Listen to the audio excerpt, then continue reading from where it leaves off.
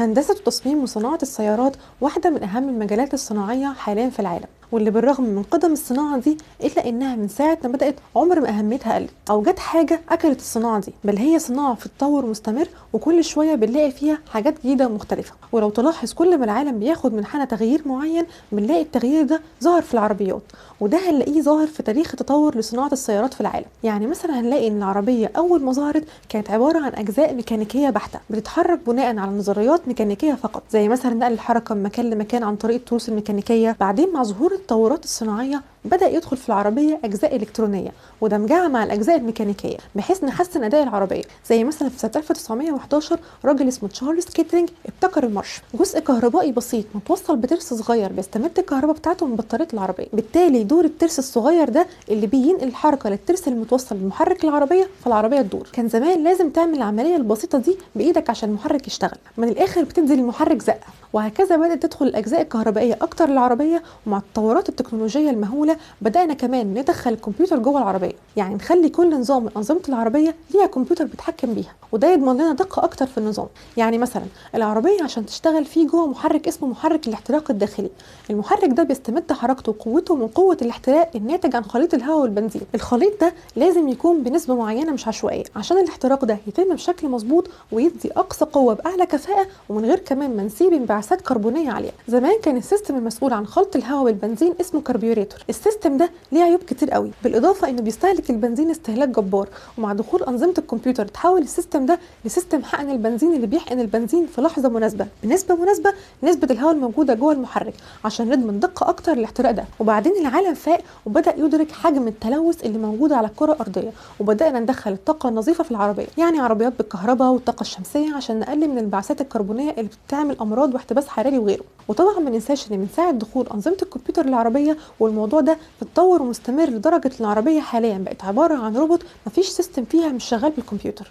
يعني مثلا مرسيدس مايباخ طراز اس جواها اكتر من 380 كمبيوتر. العربيه تحولت لروبوت ماشي بعجلات، والتطور ده ينقلنا الوظيفه ومجال مهم جدا جدا مرتبط بالتطور الرهيب ده، لان زي ما قلنا في حلقه الامبيدد سوفت وير انجينير لو شفتوها ان الكمبيوترز دي بتحتاج مهندس يبرمجها علشان تتواصل مع الاجزاء المختلفه جوه اي اله. وبما ان العربيه بقت هي كمان آلة أو بمعنى أدق بيتم التحكم فيها من خلال آلة، فلازم الآلة دي هي كمان بتتبرمج وبتتبرمج بدقة شديدة جدا. والنهارده المجال المسؤول عن البرمجة الخاصة بالعربيات هو مجال الأوتوزار. فأنا ده حسن، لو أول مرة تشوفني وما تنساش تشترك في القناة وتفعل زر الجرس عشان يجيلك كل جديد. يلا بينا. الاوتوزار اختصار لكلمه اوتوموتيف اوبن سوفت وير اركتكتشر، وهو عباره عن مجموعه نشأت عشان توحد الطريقه اللي بيتم بيها برمجه السوفت وير الخاص بالعربيه، لان كل يوم العربيه والسيستم بتاعها بيزدادوا تعقيدا، مكونات العربيه عماله تزيد، فبالتالي الكمبيوترز اللي بتتحكم فيها بتزيد، فبالتالي لازم نوحد الطريقه اللي بنبني بيها السوفت وير الخاص باي عربيه موجوده. حابه بس انبه ان لو انت من محبي مجال تصنيع السيارات وخصوصا الجزء الخاص بكمبيوتر العربيه وبرمجته، فالحلقه دي تقدر تعتبرها جزء تاني لحلقه الامبيدد سوفت وير انجينير، كنت عملتها لك قبل كده وضروري تشوفها الاول قبل الحلقه دي، وهتلاقي اللينك بتاعها في صندوق الوصف. وده لان الاوتوزار يا شباب احد فروع الامبيدد اصلا، يعني من الاخر عشان تبقى اوتوزار انجينير لازم الاول تعدي على الامبيدد وتتعلمه. ولكن الاوتوزار طريقه بناء الكود بتاعته مختلفه شويه او اكثر تفصيلا من طريقه بناء الكود الخاصه بتطبيقات الامبيدد. استني بس يا ندى، يعني ايه طريقه بناء الكود اساسا؟ اولا اعذروني على الترجمه الحرفيه، ولكن كل سوفت وير بيبقى ليه ما يعرف بالسوفت وير اركتكتشر. اقرب وصف ليه بالعربي هو البناء البرمجي. يعني في اي كود في الدنيا عمرك ما هتلاقي الدنيا عشوائيه ابدا، او زي ما بيسموها سباكيتي كود، لكن بيبقى الكود متقسم للايرز او بلوكات كده فوق بعض زي العماره بالظبط. يعني في المثال بتاعنا اللي هو تطبيقات الامبيدد هنلاقي ان اول بلوك هو البلوك الخاص بالكمبيوتر نفسه، تاني بلوك فوقيه هو البلوك الخاص باللي متوصل على الكمبيوتر ده، وتالت بلوك بقى هو الخاص بالابلكيشن، وتقدر تعتبره الجزء الخاص بالمستخدم. ومن غير دخول في تفاصيل معقده، فكل بلوك من دول جواه الكود الخاص بيه بالتفصيل، والبلوكات دي بتتواصل مع بعضها بطرق معينه في الكود. جوب بتوع الاوتوزار بقى قالوا لك ايه؟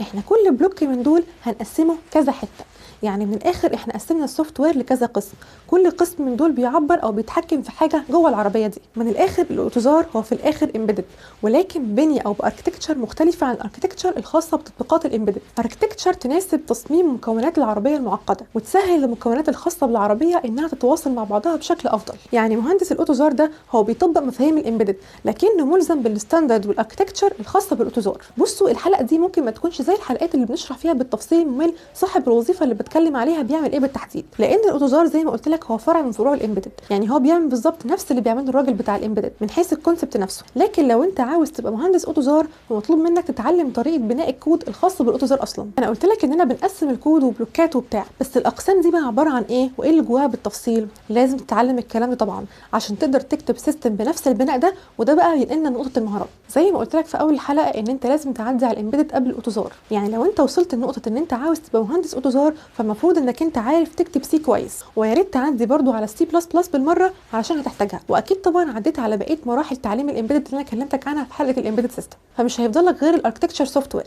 وده ممكن تاخد فيه كورس اونلاين مدفوع لانه مش موجود ببلاش للاسف. بنصحك بكورس باشمهندس احمد عبد الغفار لو انت عاوز اونلاين، يا اما تاخده اوفلاين في معاهد زي اي تي اي والاي ام سي. واخيرا الوظيفه دي مش حكر على خريج حسابات بس، ميزه الوظيفه دي ان يقدر يدخلها مهندس ميكانيكا باور وميكانيكا سيارات ومهندس ميكاترونكس ومهندس اتصالات ومهندس كهرباء ومهندس كمبيوتر، وده لان العربيه حاليا بقت مزيج كده ما بين الميكانيكا والكهرباء والتكنولوجيا، فبالتالي كل الاقسام اللي ذكرناها عندهم على الاقل معرفه مسبقه بواحد من الثلاث حاجات اللي قلناهم دول، وعلشان يدخل المجال بس هيضيف لنفسه معرفه زياده ببقيه الحاجات، ممكن بقى عن طريق فيديوهات، عن طريق كورسات، المهم ان هو هيحتاج يكمل الحلقه المفقوده اللي عنده. طيب هل ممكن تعملها شيفت كارير؟ هو ممكن باذن الله. الموضوع ممكن يكون صعب شويه او كتير لانك هتحتاج تتطرق للثلاث حاجات اللي فوق دول لو انت درست حاجه بعيده شويه عن المجالات دي، بس هو مش مستحيل باذن الله. وبصراحه نفسي اجيب لكم مثال حي على موضوع الشيفت ده في المجال ده، واجيب حد يتكلم باستفاضه عن المجال وايه هي الصعوبات اللي ممكن تواجه اللي محتاج يشفت. فاتمنى دعمكم ليا في المحتوى عشان يتطور اكتر واكتر، واقدر اجيب لكم ناس تتكلم في مجالات مختلفه عموما مش المجال ده بس.